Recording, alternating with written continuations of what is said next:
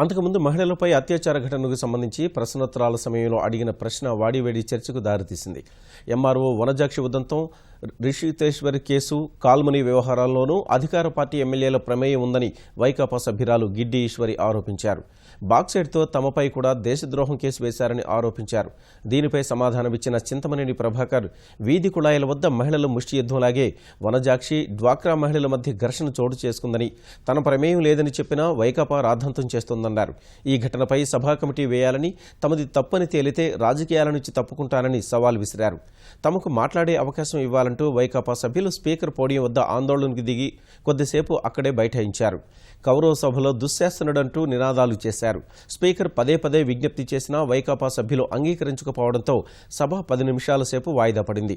అంతకుముందు కావాలనే వైకాపా సభ్యులు మహిళల్ని రెచ్చగొట్టే ప్రయత్నం చేస్తున్నారని ఎమ్మెల్యే అనిత ఆరోపించారు. రిషితేశ్వరి ఘటన తర్వాత యాంటీ ర్యాగింగ్ చట్టాన్ని తీసుకొచ్చామన్నారు.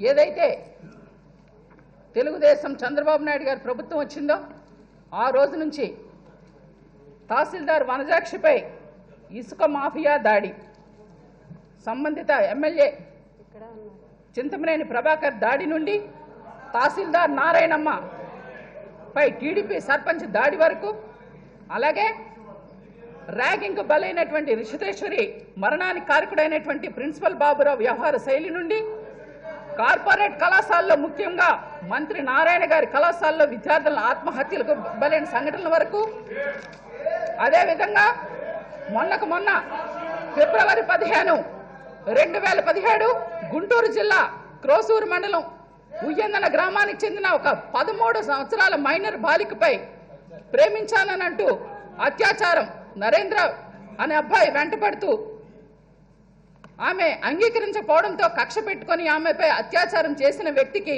టీడీపీ నేత అండగా ఉండడం వరకు, విజయవాడ నడిబొడ్డున కాల్మనీ కాలనాగులైనటువంటి కాల్మనీ సెక్స్ రాకెట్లో మహిళలు, ముఖ్యంగా దళిత, గిరిజన, బలహీన బడుగు వర్గాల మహిళలు బలైపోతున్న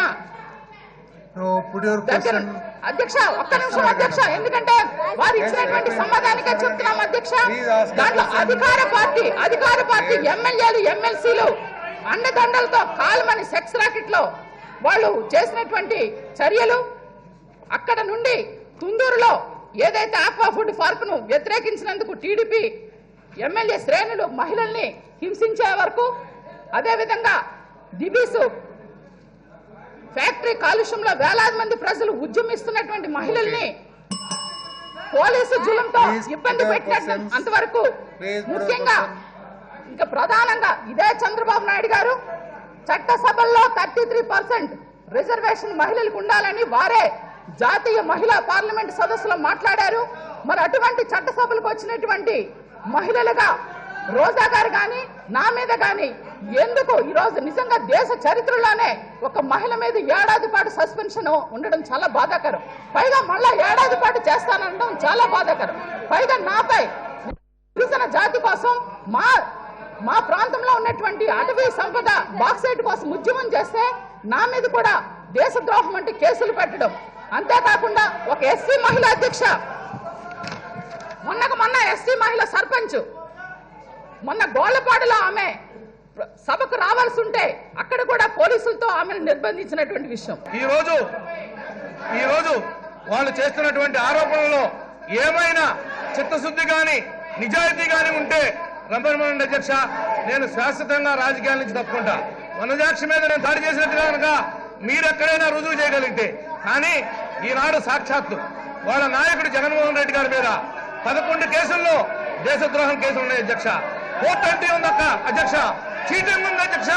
ఈనాడు ఈ రాష్ట్రంలో, ఈ దేశంలో అవినీతి పరులు చక్రవర్తి ఉన్నారంటే జగన్మోహన్ రెడ్డి అని ఈనాడు దేశం అంతా కూడా కోడే కోస్తుంది అధ్యక్ష. వనజాక్షి గారు అక్కడ ఉన్నటువంటి డ్వాక్రా సంఘాలు పంపుకాడ ఆడపిల్లలు కనుక గొడవ వస్తే ముష్టి యుద్ధం ఎట్లా పడతారో అలా పడినటువంటి సంఘటన ఉంది అధ్యక్ష. అవన్నీ పక్కన పెట్టి నా మీద ఆపాదించడం ఎంతవరకు ధర్మం అని చెప్పి ఈ సందర్భంగా నేను ప్రశ్నిస్తాను అధ్యక్ష. ఈ రోజు ఆ నాయకుడు ఏ నాయకుడైతే ఉన్నాడో ఈనాడు అవినీతి సామ్రాజ్యానికి ఒక అధిపతి అధ్యక్ష.